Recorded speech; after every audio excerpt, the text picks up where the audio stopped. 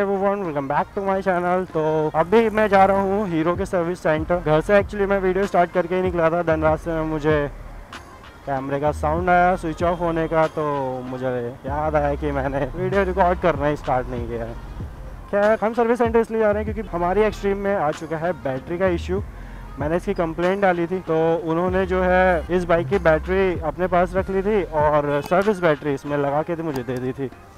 तो ऑलमोस्ट जो है 7-8 दिन हो चुके हैं। उनका मुझे फ़ोन आया कि सर आपकी बैटरी हो चुकी है, आप आ जाइए। देखते हैं कि वो ठीक हो के आई है या फिर न्यू बैटरी इसमें लगेगी, तो ये भी देखेंगे। वैसे तो न्यू लग जाए तो यार बढ़िया ही है, फिर आगे कोई झंझट नहीं रहेगा। और आज ट्रैफिक कुछ ज़्यादा ही हो रहा है और इस टाइम पे ब्लॉग करता नहीं, बट मौसम इतना ठंडा हो रहा था तो मैंने सोचा चलो चलते हैं। बाकी जो है इसका उसमें फ्यूल अप भी कराना है क्योंकि ब्लिंक हो रहा है इसका फ्यूल इंडिकेटर। फ्यूल भी डलवाना है, पहले काम करवा लेते हैं, उसके बाद फ्यूल अप कराएंगे। और काफ़ी टाइम से जो है मैं वीडियोस डाल रहा था बाइक से रिलेटेड, तो मैंने सोचा यार अब काफ़ी टाइम हो चुका है आप लोगों के साथ वीडियो शेयर करते हुए, तो मैंने सोचा कि अब थोड़ा क्यों ना आपके साथ थोड़ी सी बातचीत भी कर ली जाए, क्योंकि हाँ अपनी जो है 1K की फैमिली होने वाली है।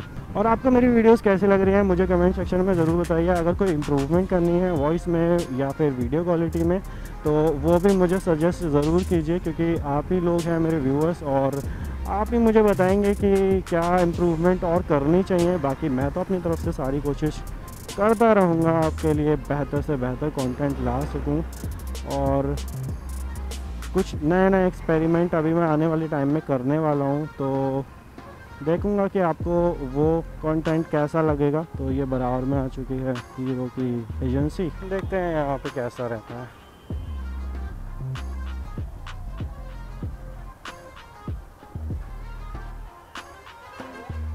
बैटरी वो चेंज होनी थी ना, वो चेंज होनी थी, तो वो रिप्लेस के लिए उनको दे रखी है। वो बोल रहे थे कि आ गई है तो चेंज करवा लो।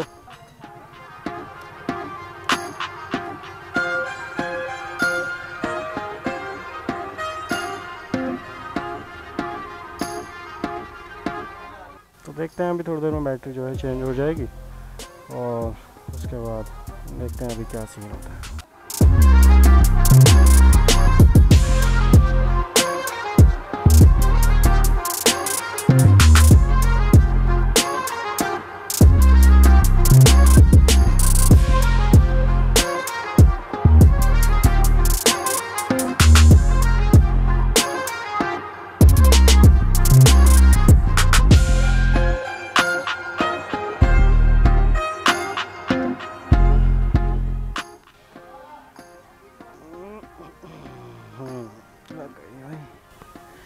रेड ठीक है, तो बैटरी अपनी लग चुकी है बाइक में और जो सर्विस बैटरी थी वो मैं दे चुका हूँ।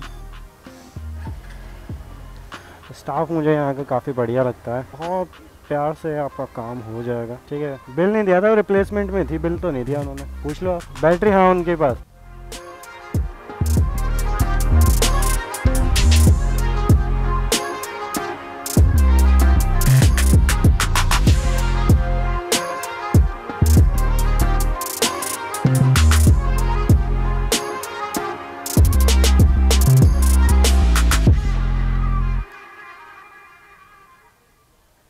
अरे भैया देखो, उन्होंने मुझे पहले ही पूरी बात बता दी थी, उसके बाद अब जाके ये ऐसे ऐसे कह रहे हैं कि 100 दे दो 200 दे दो।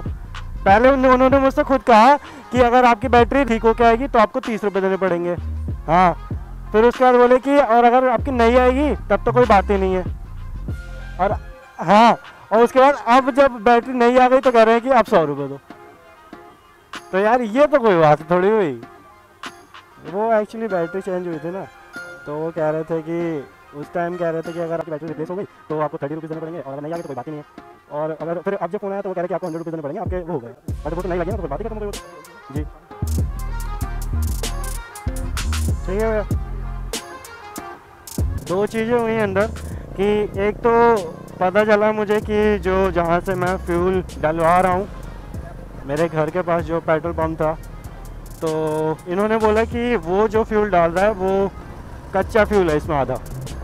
दैट मीन्स कि वो मिक्स्ड पेट्रोल इसमें डाल रहा है जो कि हार्मफुल रहेगा इंजन के लिए। तो एक तो ये चीज़ मुझे पता चली, तो ठीक है चलो। अब तो खैर देखो, मैं अभी आते हुए सोच ही रहा था कि चलो पहले काम करवा लेता हूँ फिर फ्यूल अप कराऊंगा। अच्छा वो मैंने फ्यूल अप नहीं करवाया। खैर उसके बाद सीन क्या हुआ कि तो जो इनके बैटरी वाली एक अलग शॉप है, मतलब ये जो सर्विस सेंटर के अंदर नहीं है, वो एक दूसरे एरिया में है। तो वहाँ से जब मैंने बैटरी मैंने वहाँ पे दी थी अपनी, और जो उनसे सर्विस बैटरी ली, तो उन्होंने मुझसे बोला कि अगर आपकी बैटरी अगर ठीक होके आती है तो आपको 30 रुपीज़ देने पड़ेंगे। उन्होंने मुझसे ऐसा बोला था। तो खैर उस टाइम मैंने कुछ नहीं कहा, और उन्होंने कहा कि अगर आपकी पूरी एक्सचेंज होके आती है, मतलब दूसरी आ जाती है इसकी जगह पे, तो आपको कुछ भी नहीं देना है। मैंने कहा ठीक है। तो मैंने क्या किया, मैंने एक फ़ोटो क्लिक कर लिया था अपनी बैटरी का कि अगर एक्सचेंज होती है, जो भी होता है मुझे पता चल जाएगा सीरियल नंबर से कि वही बैटरी है मेरी या फिर दूसरी है ये। तो अब सीन क्या हुआ, बैटरी आई थी दूसरी, वो ठीक होके नहीं आई, इन्होंने नई बैटरी भेज दी। तो जब उनका फ़ोन आया था मुझे, जो बैटरी वाला इनका डिपार्टमेंट है उनका, जब मुझे फ़ोन आया तो वो मुझसे बोले कि आपको 100 रुपीज़ देने पड़ेंगे। तो पहले तो मेरी उनसे थोड़ा मैंने उनसे बात की कि भाई ऐसा कैसे हो सकता है कि जब बैटरी वारंटी में है और मैं और उस चीज़ का ऑलरेडी पे कर चुका हूँ, तो फिर किस बात का चार्ज। इन्होंने तो मुझसे कुछ कहा नहीं था, जो स्टाफ था उन्होंने मुझसे कुछ भी नहीं कहा था। देन इन्होंने उनसे फ़ोन करके पूछा, जो बैटरी वाला इनके डिपार्टमेंट था, कि उन्होंने मुझे एक पर्ची देनी थी, बट वो क्या हुआ, वो बातों बातों में ना मुझसे मिस हो गई वहीं पे, और मैं विदाउट पर्ची आ गया यहाँ पर। तो इन्होंने मुझसे पूछा कि आपको एक पर्ची दी होगी। तो मैंने कहा कि यार वो तो वहीं रह गई, मैंने उनसे ली नहीं थी। तो इन्होंने कहा कोई बात नहीं, हम पूछ लेते हैं एक बार उनसे। तो मैंने कहा हाँ आप पूछ लीजिए। तो फिर अब जब इनसे बात हुई तो उन्होंने इनसे कहा कि यार ऐसे ऐसे। तो फिर इन्होंने कहा मुझसे कि मतलब इन्होंने मुझे फोर्स नहीं किया, बस इन्होंने उनकी बात रखने के लिए मेरे सामने कह दिया होगा, तो मैंने मना कर दिया। देन क्या हुआ कि जो मेरे सामने जो दूसरे अंकल थे, आई थिंक वो मैनेजर थे या जो भी थे, तो उन्होंने मुझसे पूछा कि बेटा क्या हुआ। तो मैंने कहा कि अंकल ऐसे ऐसा बात है। तो उन्होंने मुझसे कहा कि चलिए पहले पेट्रोल डलवा लेते हैं, उसके बाद कंटिन्यू करते हैं। तो उसके बाद अंकल से जब मेरी बात हुई, वो तो आपके सामने हुई थी, तो उन्होंने नॉर्मली बोल दिया कि भाई आप जाओ आराम से, कोई दिक्कत नहीं है। तो कुल मिला के बताऊँ, मुझे यहाँ का जो जवाहर मोटर्स है, इनका मुझे व्यवहार काफ़ी अच्छा लगता है। ऑल्दो मेरे एक दो जानने वाले भी हैं, लेकिन वो थे भी नहीं। और मैंने एक चीज़ और भी देखी है कि अगर मैं उनसे ना मिलूँ, बाकी स्टाफ से मेरा मिलना हो जाए, तो भी वो अच्छे से बात करके वो कर देते हैं। मतलब उनको वो नहीं है कि आपके जानने वाले ही हो तो ही अच्छे से करेंगे वगैरह वगैरह। 400 का कर दो, पेटीएम चल रहा है ना आपका? 400 का। चलो फ्यूल अप भी करा लिया है, अब चलते हैं। तो ऐसा कुछ सीन था, लेकिन हाँ मुझे स्टाफ काफ़ी अच्छा लगा इनका। तो ये सब चीज़ें होती हैं कि यार देखो, एट दी एंड अगर आफ्टर सेल सर्विस आपको अच्छी नहीं मिलेगी तो आपका एक्सपीरियंस अच्छा नहीं रहेगा, और आप 10 जगह उसकी बुराई ही करेंगे।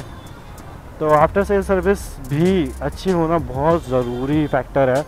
खैर ओवरऑल जो थे चीज़ें ठीक हो गई, बढ़िया, बैटरी चेंज हो गई, न्यू डल गई।